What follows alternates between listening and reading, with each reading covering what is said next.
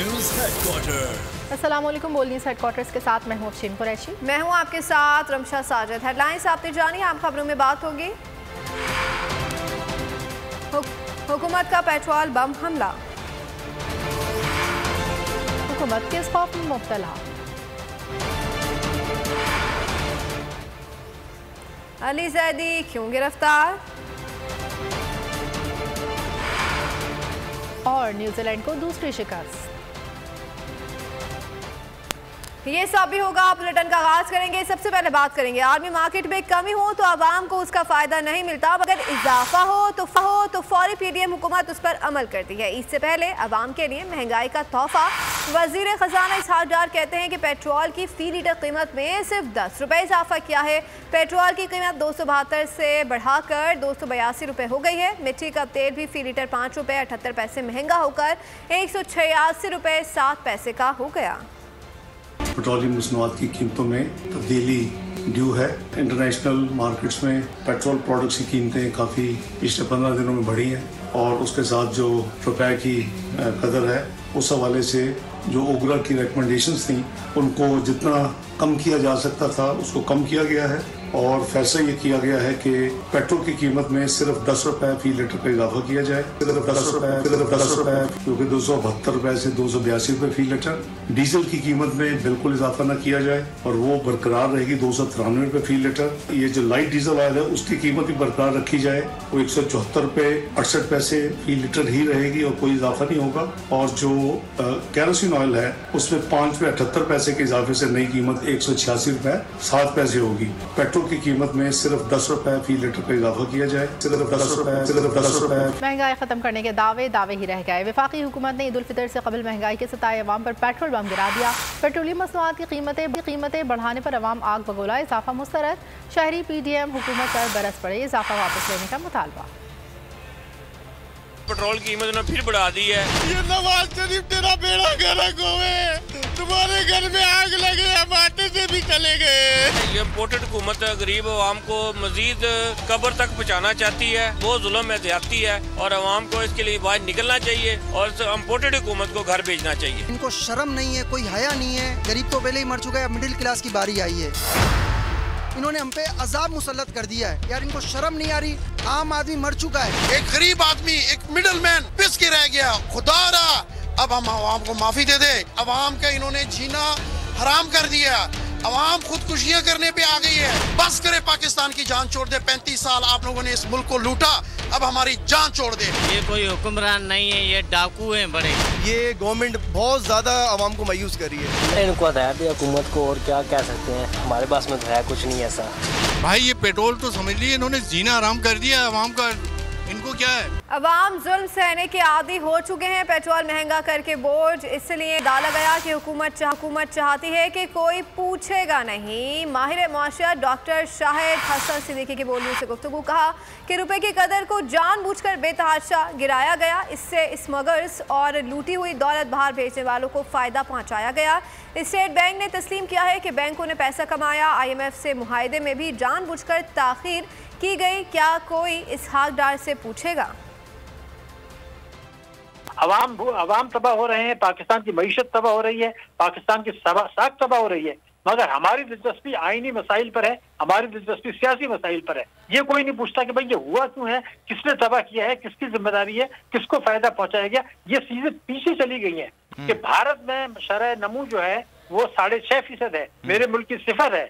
भारत में महंगाई जो है वो है 6.5, मेरे मुल्क में 35 है। भारत का डिस्काउंट रेट 6 है, मेरे मुल्क का 21 है। तो ये सब जो हो रहा है, तो क्या वो हमसे ज्यादा जो है वो अक्लमंद है, होशियार है, उनके पास जरा है, या ये कि वो अपनी मईशत को तरीके से चला रहे हैं। हम लूट मार में मसरूफ हैं, ताकतवर तबकों को नवाज रहे हैं, सियासी झगड़े कर रहे हैं और अवाम को और मईशत को कुचल रहे हैं। और ये नहीं समझते कि इससे अवाम तो तबाह हो ही रहे हैं, उनके घर नफ्सियाती मसाइल भी पैदा हो रहे हैं। वो अपने बच्चों को ग़िज़ा भी नहीं दे सकते, मुनासिब इलाज मुआवजा भी नहीं करा सकते। वो अपने आप से नाराज हैं, अपने मुल्क के मुस्तकबिल से नाराज हैं, अपने बच्चों के मुस्तकबिल से नाराज हैं।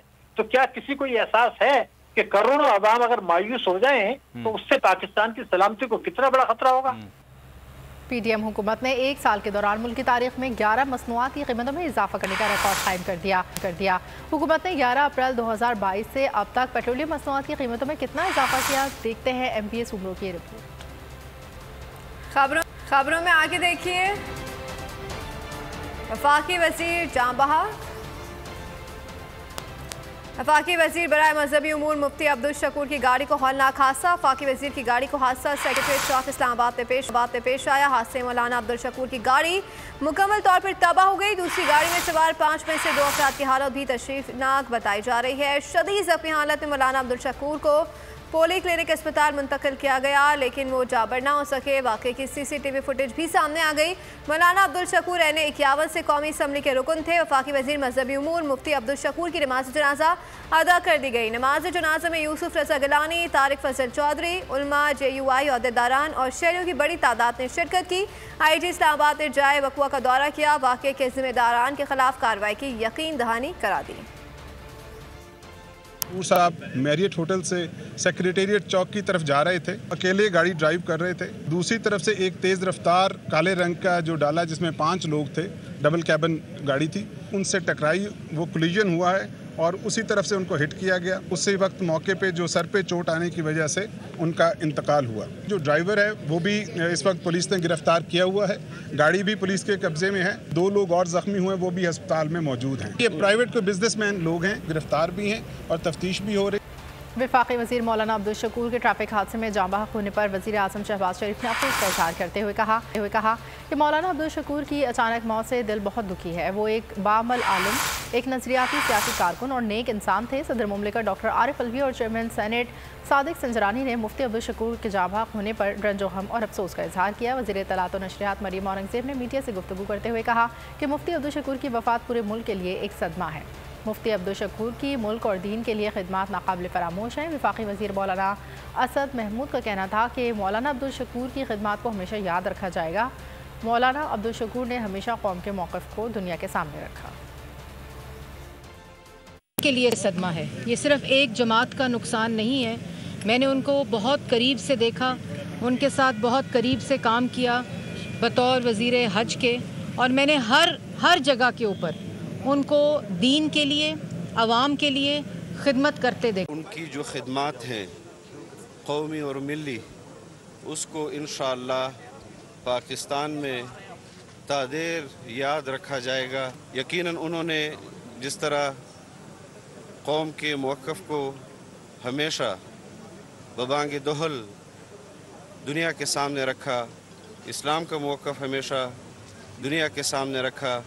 उन्होंने जो अमानत हमारे लिए छोड़ी है, हम इंशाअल्लाह उनके साथ और अपने असलाफ़ के साथ, ये हमारे लिए कौम भी दुआ करे कि हम उनकी इस अमानत को अपने आने वाली नस्लों तक इसी तरह शान और शौकत के साथ मुंतकिल करे।